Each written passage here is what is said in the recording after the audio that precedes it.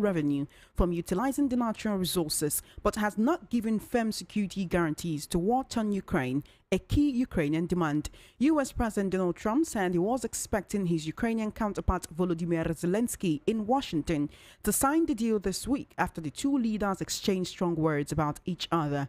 Without confirming that an agreement had been reached, Trump said on Tuesday that in return for the deal, Ukraine will get the right to fight on. Ukraine holds deposits of critical elements and minerals, including lithium and titanium, as well as sizable coal, gas, oil, and uranium deposits, supplies worth billions of dollars. In a tragic development, 19 people were killed when a Sudanese military transport plane crashed into a residential area on the outskirts of Khartoum, the Army-aligned Health Ministry confirmed today.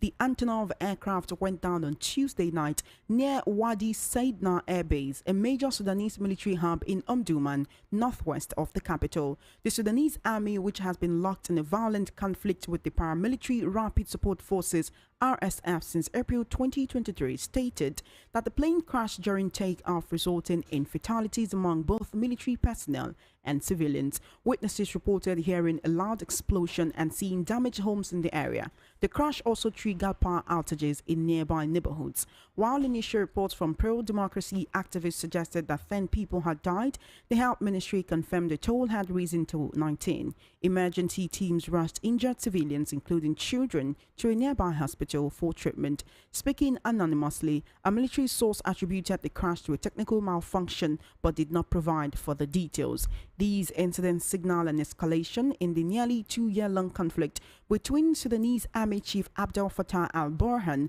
and his former deputy RSF commander Mohammed Hamdan Daglo. Back home in Nigeria, the Pan-Yoruba socio-political organization Femi has thrown its weight behind calls for President Bola Tinubu to posthumously declare Chief MKO Abiola as Nigeria's rightful president. Afenifere's National Publicity Secretary, Justice Faloye, made this known in an interview on Tuesday, aligning with an earlier demand by Senator Oji Uzokalu, who urged the federal government to give Abiola the long overdue recognition. He noted that former President Muhammadu Buhari had already conferred the Grand Commander of the Order of the Federal Republic, GCFR honor on Abiola, a title traditionally reserved for presidents. According to him, President Tinubu should take it a step further by officially recognizing Abiola as a past Nigerian leader. Earlier on Tuesday, Carlo, representing Abia North Senatorial District, had called on President Tinubu to recognize Abiola as a former president, arguing that his victory in the annulled June 12, 1993 election should not be erased from history. These calls follow the recent admission by former military President General Ibrahim Babangida, who acknowledged for the first time that Abiola did win the June 12 elections, widely regarded as Nigeria's freest and fairest election. The Supreme Council for Sharia in Nigeria, SCSN, has expressed disappointment over the Muslim ticket that brought President Bola Tinubu and Vice President Kashim Shettima into office in 2023, stating that it has not yielded the expected benefits for the Muslim community. Speaking at a pre-Ramadan lecture, the president of SCSN, Sheikh Abdul Rashid Hadiyatullah, criticized the administration for failing to address the plight of Nigerian Muslims despite the general belief that the ticket would be advantageous to them. He further lamented that millions of Muslims remain politically marginalized across various parts of the country despite their significant population and constitutional rights. He warned against what he described as an attempt to suppress the right of Southwest Muslims to organize mechanisms that would enhance their coexistence with Christians within their communities. He also raised concerns about the worsening economic hardship in the country, urging the federal government to take immediate action to alleviate the suffering of Nigerians.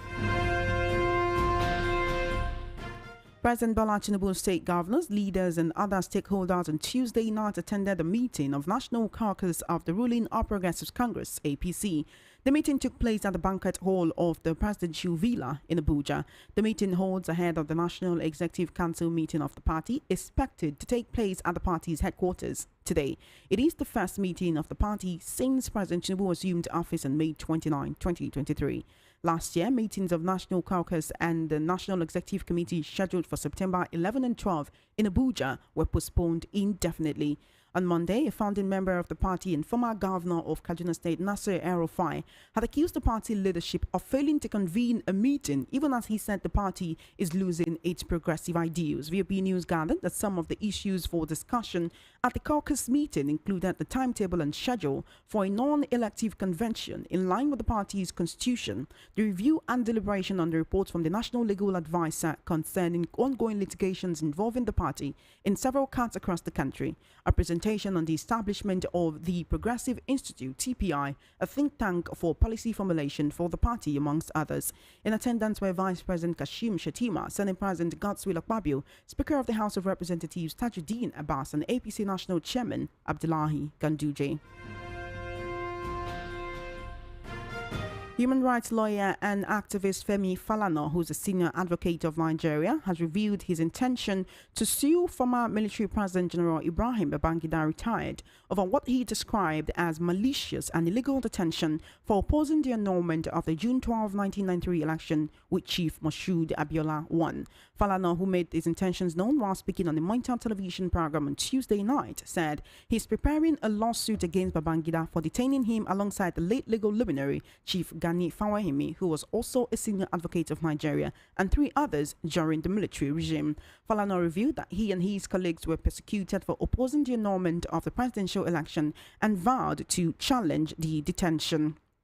He also revealed that he has assembled a legal team to seek redress over their ordeal, describing the detention as a persecution and a deliberate attempt to count the voices of opposition by the military regime. Narrating how Babangida deliberately nullified the election result and arrested, detained, and charged them with treasonable felony and paraded them as criminals, Falana said the events of 1993 had left an indelible mark on him, his colleagues, and Nigerians in general. Meanwhile, troops of the 3 Division and Operation Safe Haven have arrested 2 notorious kidnappers and terrorists in Barkin Ladi local government area of Plateau State following a sting operation based on intelligence reports. The operation, codenamed Operation Golden Peace, was carried out on February 24 in Lugarsho, Barkin Ladi, after security forces obtained actionable intelligence from suspects arrested on February 22. You are currently listening to the World News at 12 right here on Voice of the People 90.3 FM. Now joining me to discuss issues on the news this afternoon, I have political, social and national affairs analyst, Mr. Lawal Ekundayo. It's a pleasure to have you here, Mr. Lawal. Good afternoon and thank you for joining me.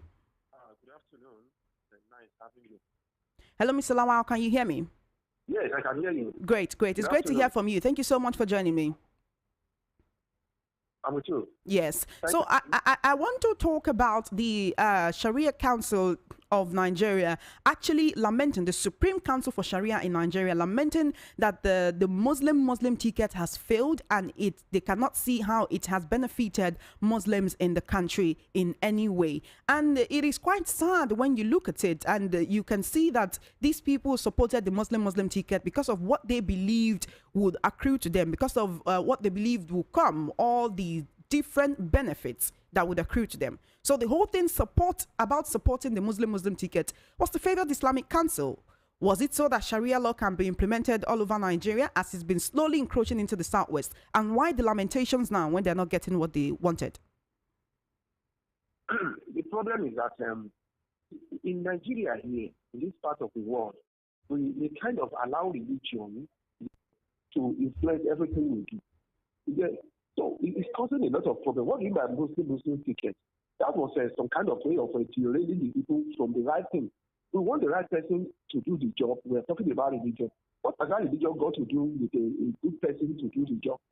This is not that, and that's why they are lamenting now, because they were deceived by their leaders that when they go for religion, use a religion as a yardstick for electing a leader, it will pay them. So now is the time for them to see that it is not about religion or about ethnicity. It's about who is qualified to do the job. Let us know the antecedent of the person. What experience does the person have?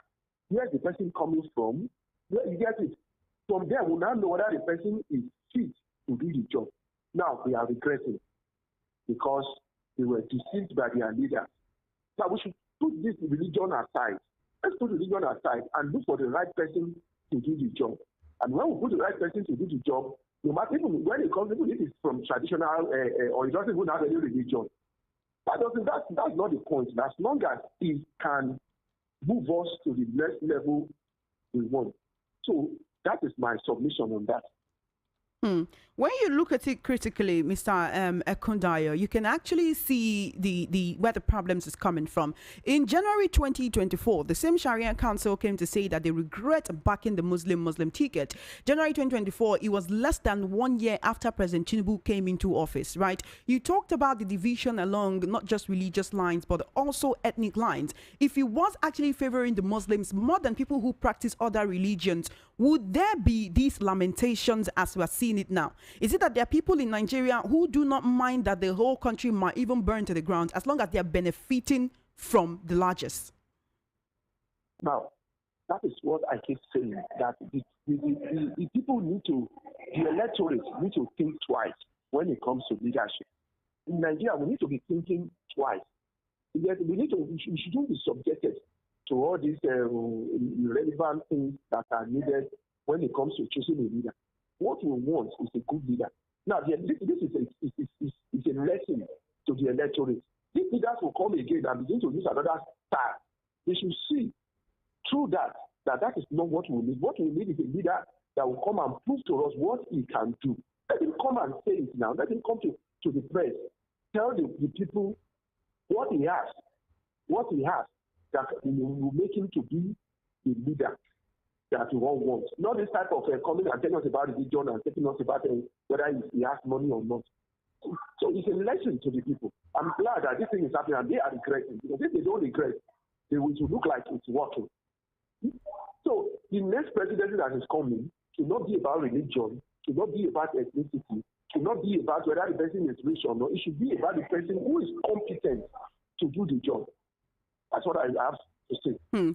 Mr. Ekundayo, as much as we talk about competence, there is no gainsaying the fact that there are people actually will always vote along religious lines, along tribal lines, and along ethnic lines, right? But when you say that their leaders deceive them, who are these leaders? Is it not the same leaders that are lamenting today? That's it now. The leaders have been deceiving them since independence. That's why we are not getting anything right in this country. Some people are just keeping fine. Very few people that are not even up to 1% of the population are the ones benefiting because they know how to manipulate the minds of people for their own personal gains. And that's what we have been experiencing up to today. The dollar increasing, food prices increasing, insecurity, as if we are the only country in the world or we are the only country in Africa. Why? Because the leaders who are not even up to 1%, are the ones using this as a means of their own personal gain. We should begin to think beyond this box. The old song in the new era is what we are experiencing. The old song, some of them have been ruling Nigeria, you have been in politics since 1980 something. Some of them have been in politics since 1980 something. 1980 up till now, in this jet age, and yet they are still there. I still want to come back. And it's still the old song. So people should begin to think outside that box of the old song and begin to think about the new era that we are now. This is a jet age. This is a age of modernization. So it's good now that they are saying it, and it is good that the electorate are listening. So that when they come back next, all the old songs, people should say we don't want to listen. The new song we want to listen is that the person who is coming to, who wants to live, should come and prove himself. Come to the public. Tell us how you are going to fix this country, and then we'll vote for you. Not somebody who's contesting will sit somewhere else, while some other people will be going around at the top. So when he gets to power, we'll tell them he doesn't know what they are talking about, that he didn't send to them, and then we are back in the square one again. So we don't want the old song again. We want the new song. So when they get now, it's good that they are feeling it. It's good. All right. Mr. Ekundayo, right, I'm still talking about this particular situation of the Muslim ticket being yet to change Muslims' plight as the Sharia Council has been lamenting, right? This person goes ahead to say, we have seen Nigerians vote for people of the same Islamic faith into the presidency without turning the country into an unceasing battlefield. Because there were a lot of dissenting voices opposing this, saying that there are several different religions that can be represented via the presidency in Nigeria. Why this Muslim ticket? It was a whole hullabaloo and there were a lot of people supporting. Even El Rufai supported that ticket. But you can hear the lamentations. Are you not concerned that most of these lamentations is because these people are not getting what they want? And not just the fact that all Nigerians are suffering, which means if they were actually getting what they wanted, they would be speaking in favor of this administration. now, yes, I support what you said. Because many of them who are talking is based on the fact that they are not getting what they wanted. So they are paid because they are part of the whole song. For 8 years, Buhari ruled us. They were part of the government that didn't complain. And we had a lot of issues in the economy, security, even the, we had a lot of issues. And they didn't talk. They didn't complain. Now they are complaining. So what's the difference? I'm not saying people cannot complain. People cannot say their minds, your view. But the question is, are they being sincere, or they are basing it on the same selfish interest that they've been using since the beginning, that we are not getting anywhere? Now, this person that is stopped, what did he do in the state? El-Rufai, he should come and tell us what he did, because he collected allocations and there were local government chairmen that he controlled. The question is, he should tell the world, what did he do that is different from what his administration is doing? Did he do better in the state? When he was there for 8 years, did El-Rufai, did he perform very well that he had the guts to speak? These are the questions. Are you with me? I'm with you, Mr. Akundayo. Yes, I'm asking. El-Rufai, he has the right to talk. Good. That is not the problem. The problem is that when he was there for 8 years, did he do anything, you get it, that is different from what this government is doing? Did the people of the state not complain? Did anything special thing that is better than the others come out from the state? Did he put any improvement in the state? He should come out and say before he begin to complain about another person. So these are the whole songs that I'm talking about. The same old songs. They will just come, begin to sing to us. You get it, before we know it, they are dancing. After dancing, they get into power. Any one of them is in favor, he will come back and use us again in old songs. The people should begin to think outside this. They should begin to think outside the box. That now, electorate, the masses of Nigeria needs to be vigilant. They need to take the destiny of this country into their hands. All the people who are talking, many of them are so rich that we don't know the source of their wealth. How many of them can come out and tell us the source of their wealth? So, it's one of them. That's what I'm going to say. All right, Mr. Akundayo, the Sharia Council is alleging that Muslims are being marginalized in Nigeria. Is that an assertion that you agree with before we move forward? I don't agree with that. What do you mean by marginalization? He is saying that there is an attempt to push Southwestern Muslims out of their right to organize schemes and mechanisms that will improve, that will rather not improve how they live with their fellow Christians, right? He's saying that despite the numbers and the constitutional demands for justice, that Nigeria is growing indifferent towards the grievances of Muslims. That is why we are finding it difficult to move forward.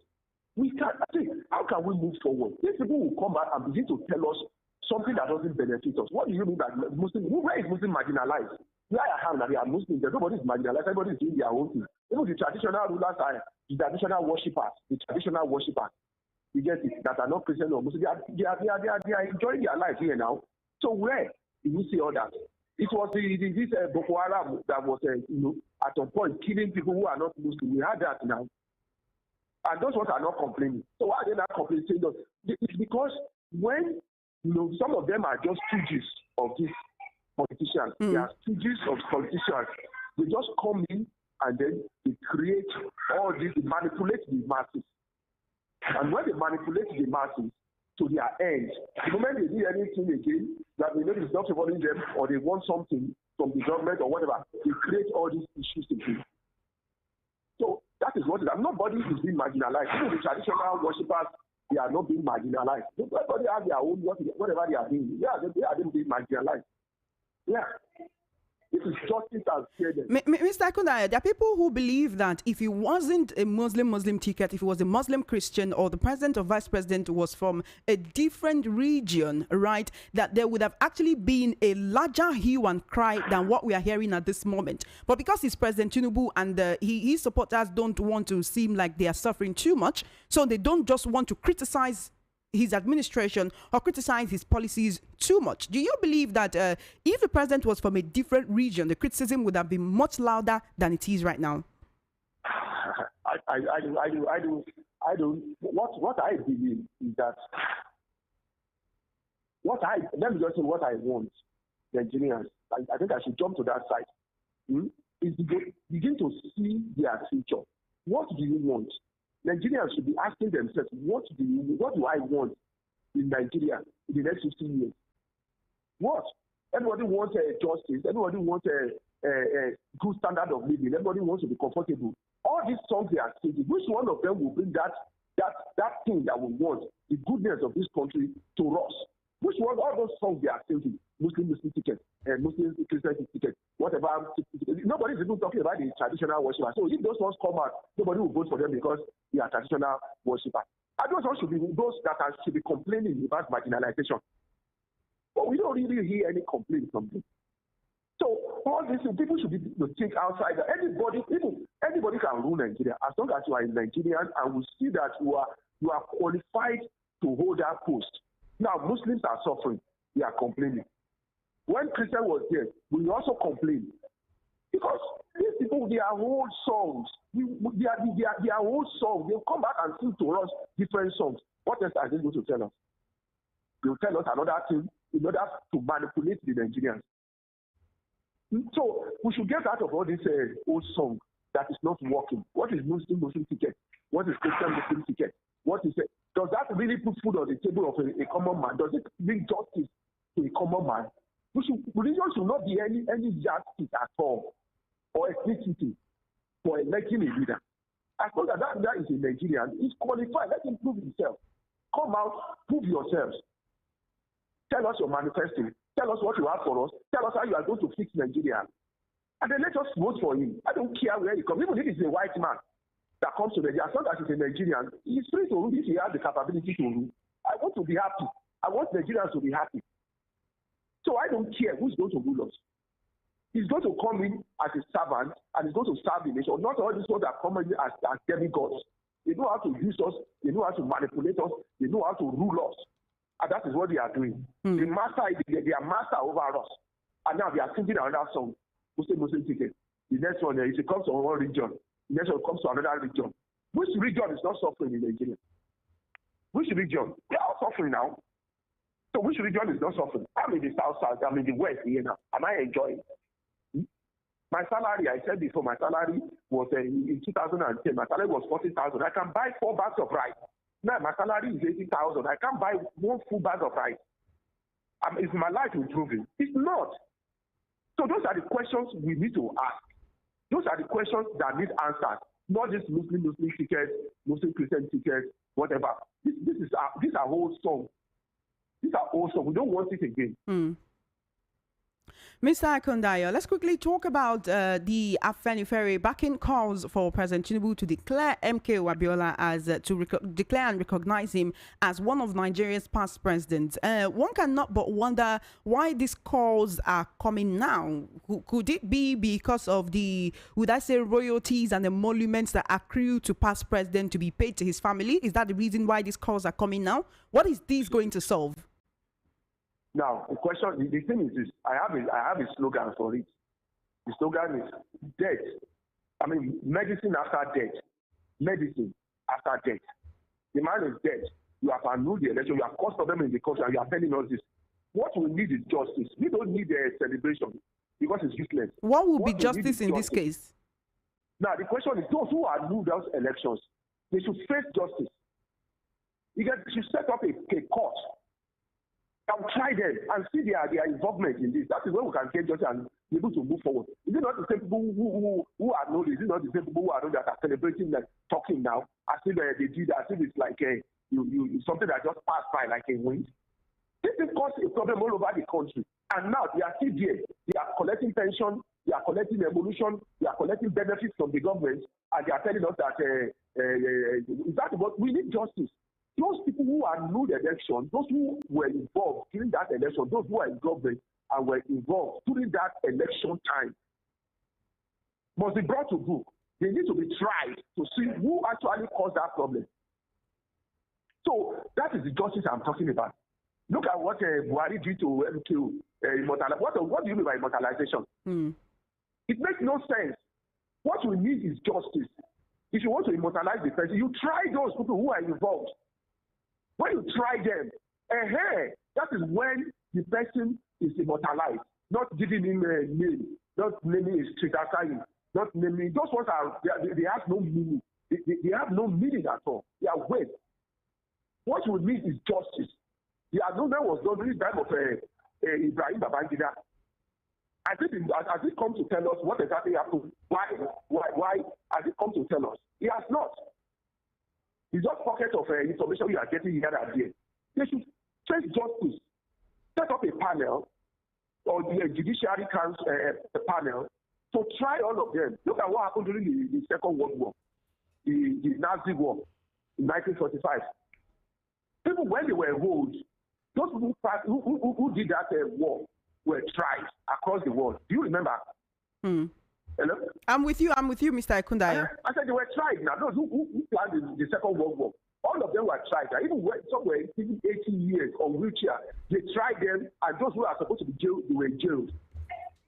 So the thing is this: we don't need anybody to be immortalized in what they are saying. It doesn't make sense. What we need is justice. Bring those people who are involved, bring them to book, let them face trial. That is when we can now put things right. That is when the MKO and those freedom fighters who died or who suffered because of this will now be immortalized. Because now there's justice. Because that is what they wanted. They wanted justice, fairness in this country. So as long as they have not been brought to book, then no matter what they do, it's a waste. It has no meaning. We want them to be tried, those who are involved. Even I'm asking, all the military head of states supposed to be tried. They're supposed to be tried. You know why? Because it's not in the constitution. Is it in the constitution that you can plan coup? Okay, look at when Babangida was here. So people plan coup against him, they didn't succeed. They were executed. But if plan coup against somebody else and succeeded, is that fairness? I'm asking, is that fairness? He planned coup because he succeeded. Nothing happened to him, he became head of state. Those who planned against him that didn't succeed, they were executed. Is it not the same thing they did? Both of them planned coup. And is it in the constitution that when you plan coup, you succeed, you are free? Is it in our constitution? No. So a lot of things, there's injustice in this country, and it's common man that really the masses that are really feeling the injustice. That's what I have to say about that. So they should be brought to book. They should be tried. They should set up a Judiciary Council, a committee that will try them. Let them come and tell the world what happened during that time.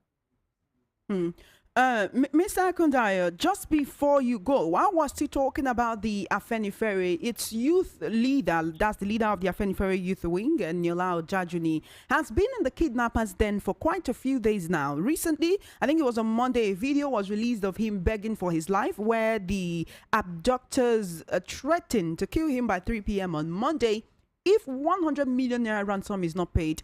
And we have not seen any reports in the news of what security agencies are doing about it, what Afenifere is doing about it. In fact, there are people who are speculating that the reason why no one is really paying attention is because he belongs to the opposition party in Ondo State. I don't think this is an opposition party or no opposition party. What I believe is that this is a general thing that is happening in the country. There's insecurity. But Mr. Ekundayo, you will agree with me that there are certain people who do not last 48 hours in kidnappers' den. There was I think it was a former police AIG or a former police commissioner whose wife was kidnapped around the Mowe area in Ogun State and was rescued in less than 72 hours. Okay, because it's a prominent person. Is that it? You have a profile. You have a profile of all the people who are kidnapped. You have a profile. We are just hearing all these pockets of things. The press will show you that. That is not statistical. It's not reliable. Let us have a profile of all the people who have been kidnapped last year, and let's see whether it is true what they are saying. Because that person is prominent. That's why they are talking. What about people who are kidnapped and they are not prominent? What about the one chance on the road? What about we live in Lagos now? But Mr. Ekundayo, there are certain people who would actually really come on social media and just post stuff. There was a TikToker who was arrested and detained for insulting the IG of police. Right? You've seen cases where somebody was arrested, was tracked and arrested for insulting the president's son. Why can't we use this same technological advancement and devices to trace these kidnappers that are posting a video of their victim on social media brazenly? That's it now. That's it. That's the point. There's no profile. You get it. There's injustice and there's insecurity. There's injustice and insecurity. Now, somebody insulted you, you are arresting that person. Has that person faced the law? Did the law say truly he insulted you? He's already suffering. You get it? The person is already suffering for insult. You are saying that he insulted. Are you the person to decide the case? You are the complainant. You, as a complainant, cannot decide your case. So why the person is arrested and detained? Supposed to charge the person to court now. You know, sometime last year, Mr. Ikundayo, the police PRO posted on social media platform X, that's formerly called Twitter, saying no matter who you are, no matter where you are in the world, if we want to get you, we will get you through your devices. Yes, now. So why can't they get this man who has been, the man has gunshot wounds and he's still in the den of the kidnappers. As it is right now, we don't even know if he's alive or dead. And they are communicating with the criminal because criminal is telling them, the kidnappers are telling them how much they are going to collect. There's a communication between them and the criminal, the kidnappers. There's a communication. So if they are communicating and you can get anybody where they communicate, why can't you get them? We've been saying this since now. We've been saying this many years. We all registered. Are you with me, Mr. Ikundayo? Hello, sir. Can you hear me? Yes, I can hear you much better now. Please go ahead. You were talking about how we all registered our NIN, registered our SIM cards with our names and all of that. And of course, we have BVNs. We have BVN. We have PIN number. We have a phone. Your base station will locate you wherever you are. If you make a call, now like I'm making a call, the base station will tell them, the wireless base station will tell them where I'm making calls from. Yeah. So now he is telling us you can get everybody. The question is, why, if you can get anybody anywhere, why have you not got all these criminals? That is why that House of Assembly and the Senate, I don't really know what they are doing here. We have a lot of issues in this country. Because these are the questions you need to ask the IG. If you say you can get anybody anywhere, how come that you have not got all these criminals that are making communications every now and then? Because for them to communicate, for them to tell you the amount they are going to collect, that means they communicated. So if they communicated, that means you can locate them. If you say you can locate anybody with communication, locate them. Because somebody is asking you anything. Nobody. Why? Because there's selection. There's a selection. When you rush to justice, there are some, even if you bad to arrest you and put you for wandering. How can you quit somebody for wandering? You pick that person and put it in prison for wandering because it's working by the level. You will not pick somebody inside vehicle that is passing the same road. You now will go because it's a big man. The person that is walking on his own with his legs, walking, trekking, will be arrested by police and charged for wandering. So what is the person who's walking on the street with his legs and somebody who is in a vehicle? But the vehicle will go. The one that is walking will be picked and then it will be charged for wandering. You will be charged for wandering. Now, these are the things that justice is selective in Nigeria. Justice is selective in Nigeria. If I tell you one area now, you will not believe. You can go there. The moment is if you go there, go to Yanoba. From Yanoba to that Yanoba, that's the expressway. You see police there on the express collecting money. It's not easy now. They don't hide it. They park their vehicle, stand in the road and be collecting money from people pass by. Now, if a rich man, a big influential man like Shore pass, they will let him go. And you think the police, is being rude to the police. But the police are not supposed to be there in the first place. There are questions. Are you supposed to be there in the first place? And they are there, go there. And I'm telling you, go there. The moment is like 4, you see them outside there. Around 4, 5, you see them there. After Yanoba, before you get to Yanoba, before that bridge, you see them, they'll park their vehicle, 2 of them, they'll be collecting money from commuters, and the vehicle that passes back. So, justice is selective in Nigeria. That's what I'm saying. Justice is selective in Nigeria. Mr. Ikundayo. Somebody who stole a bag of who stole a cup of rice. Is that stealing on its own? It's not even stealing.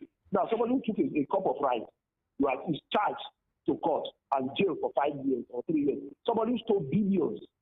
He said he cannot arrest that person. He begin to give us one type of story after another, and one type of story, and that's what is going on. How many of them, these rich men in Nigeria, can come out and tell us the source of their wealth? How many of them can come? How many of them can, you get what I'm saying? How many of them can go and say, okay, this is where I started from? That's why the budget disappears every now and then. And that's why you have a lot of loopholes in the budget. That's why you have some money, added to the budget that has no project or over-appreciated project. These are things now. So justice is selective in Nigeria. That's what I want to say. Thank you so much, Mr. Kundayo, for joining me on the World News at 12. It's always a pleasure. I do appreciate your presence and your analysis. It means a lot to us. Thank you so much. Okay, thank you. Have a lovely day. Have a lovely day as well. You have been listening to the World News at 12 right here on Voice of the People 90.3 FM. I had a conversation with Mr. Lawale Kundayo, political analyst, on the issues in the news this afternoon. Just before we wrap up, let's take a look at the top stories again. You heard that Femi has backed calls for Tinubu to declare MKO Abiola Nigeria's president. Sharia Council laments failure of Muslim ticket. APC National Caucus meets ahead of National Executive Council meeting, and Ukraine agrees to mineral deal with the United States. And that is a wrap on the World News at 12. My name is Chioma Innocent. Please follow our social media handles at VOP903FM. For coverage of your live event and brand news mentioned in our news bulletins, do send a mail to news@voiceofthepeople.ng. Good afternoon and thank you for listening.